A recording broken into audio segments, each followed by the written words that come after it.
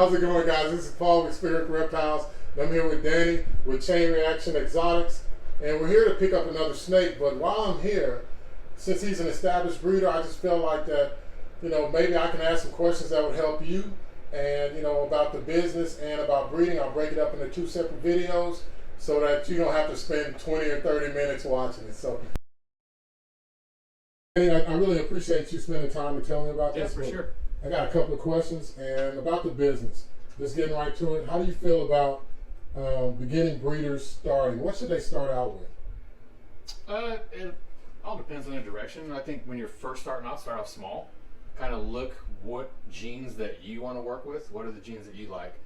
Don't chase what other people are doing per se. Because if you're going after what Justin's doing or what Josh is doing, by the time you're getting what they're getting, they're 5 years ahead of you again, and you're still chasing it. Just find the genes that you want to work with and start small. Buy your females.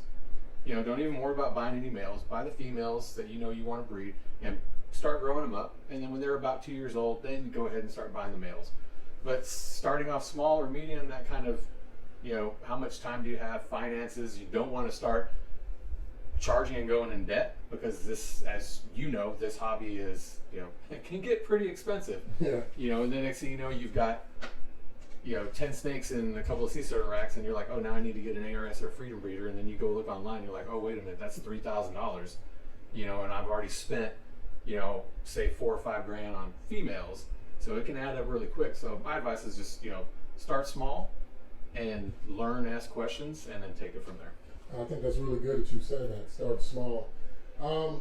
So about how many animals do you think it takes to get started? So if you had to say, and I think we touched on this on another video, but now that this is further down the line, a lot of things have changed. How many females would you start off with? I would say if you're starting off and you're just getting your feet wet, I don't know, you could buy about 4 or 5. And that way, when you do come to your first breeding, you have the option to say, okay, I'm going to do 5 clutches, or what, I'm only going to do 2 and test it and see how it goes. But I would, buy 4 or 5 females that first year and start growing them up. And then year 2, you might say, okay, well, you know what, there's these other genes that I want to work with, and you buy a couple more females that year.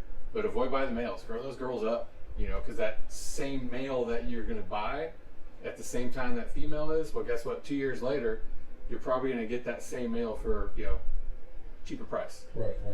I've seen that. Yeah, and I'm guilty of it too. When we first started off, we did the same thing. We were in the RBC, and that albino clutch that's in there right now, we bought the male and the female at the same time, and it happens. But we were just getting started and all that stuff. But yeah, I mean, start off with what you're comfortable with. I'll say that. I'm not going to get a number on it. But start off with what you're comfortable with, size-wise, financially, and that you can afford to feed them and all that stuff. But yeah, so what you feel comfortable with. A big question, because of course we've seen the people that invested in during COVID, and we've seen a lot of people come out, and there's been a lot of speculation. But last time I checked, there was close to 50,000 ball pythons on the market. So how much has the market changed since you began breeding? Oh, it's changed. It's changed a lot. There are so many new breeders out there, but at the same time, there's a lot of people that got in. During COVID, people had all that extra money, so they were just buying up snakes left and right. But a lot of those new breeders that are coming in, there's a lot of those same breeders getting out. Right. They get in, they buy these racks, they get their collection, and then they're like, oh wait, I got to feed all these. If you have 30 snakes, and you're feeding them weekly, that's what, 120 rats a month, and rodent prices right now are not cheap. Hence why we have all those rat racks in the other room. Exactly. It can get expensive. So I think a lot of times people grow too quickly, and then they realize, oh man, I'm spending X amount of thousands of dollars on equipment and rodents. And some of them get into, they expect that return. They see people making a lot of money, and they think, oh, I'm going to come in and I'm going to start making money. That's no, you're not the case, right? This is a marathon. It's not a sprint. It's not a get rich quick scheme. Right. You got to put, now if you've got a couple $100,000 to invest in it, yes, you can go out and buy those $10,000 animals, $8,000 animals, and make $100,000 clutch. Right. Not everybody can do that. So No, that's no. what I was saying earlier. You start off small and build it up. You don't want to start getting so big so quick, and next thing you know, you've got debt, and then you're starting to, well, I can't afford, I got to feed the animals. And at the same time, the market, like you were saying, 50,000, you know, if you look at, I think when I looked for US and Canada on Morph Market, just a week and a half ago was sitting just, you know, 37,800 or whatever. Right. And now it's already, it was up to 39. It's hatching season, so people are posting. But yes, the market is flooded, but at the same time, the market's not dead either. Right. You know, so you brand yourself, you market yourself, and work with the genes that you want. And as long as, so even if I didn't sell a single one of these babies in this hatching rack, I know I've got the space to grow them up and continue feeding them. Yeah. You don't want to put yourself in that bind. That's true. That's true. Well, last question about the business. So now that you have companies like Rare Genetics Incorporated doing shed testing, how do you think that'll impact the ball python market? It's huge. With the genetic testing that Ben and them are doing at Rare Genetics, it's huge. I mean, I ended up with the orange and gravel head clown, male and female. Had genetic testing not been around, I may have not held on to them. I may have just sold them. But being able to send in the sheds from a yellow belly or gravel 50% head clown clutch and end up with 2 orange and gravel head clowns, boom. Yeah, that was totally worth the $130 I spent to get their sheds. I bought a leopard clown then that came from a Pos het pie clutch. And her shed end came back being het pie. The one you got, the black pastel EYB.